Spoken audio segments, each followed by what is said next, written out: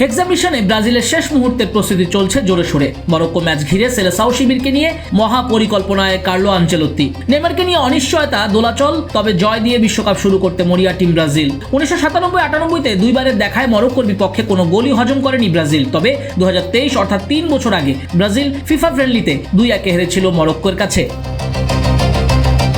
আঞ্চলিক ছোঁয়ায় এখন সবকিছু বদলানোর সময় এসেছে। তাই তো যুক্তরাষ্ট্রের মরিস টাউনে 5বারের বিশ্ব চ্যাম্পিয়নরা ঝালিয়ে নিচ্ছে নিজেদের। ওয়ার্ম আপ ম্যাচে পানামাকে 6 গোল আর মিশরকে 2-1 পরাজিত করেছে ভিনিসিয়াস, রাফিনিয়ারা। দলটা তারকা ফুটবলাররা ইউরোপিয়ান ক্লাবগুলোতে দারুণ পারফর্মার প্রত্যেকে।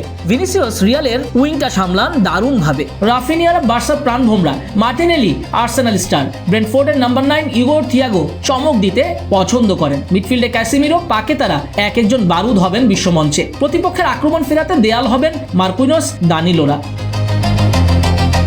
নেইমার ফিট নাকি আরো সময় লাগবে, এ নিয়ে দোলাচল তো আছেই এখনো। আনচেলত্তি নেইমারকে প্রয়োজনে ঝুঁকি এড়াতে প্রথম ম্যাচ খেলাবেন না এমন খবরও আছে। বিশ্বকাপ ইতিহাসে সবচেয়ে সফল দল ব্রাজিল। 5বারের বিশ্ব চ্যাম্পিয়নরা সর্বশেষ শিরোপা জিতেছিল 2002 সালে। এরপর কেটে গেছে দীর্ঘ 24 বছর। এবার আরো একবার নতুন শুরু, নতুন আশা।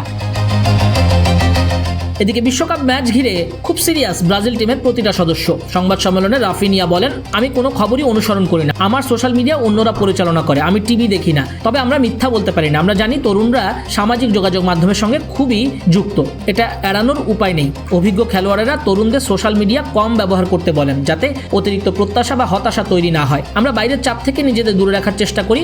দল খুব আত্মবিশ্বাসী লেভেলে আছে।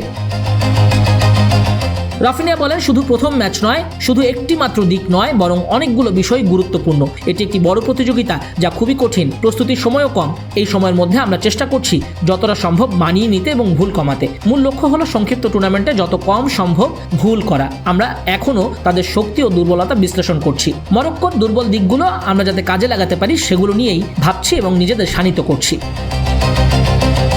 14 জুন নিউ ইয়র্কের মেটলাইফ স্টেডিয়ামে মরক্কোর বিপক্ষে ম্যাচ দিয়ে শুরু হবে টিম ব্রাজিলের বিশ্বকাপ রেস।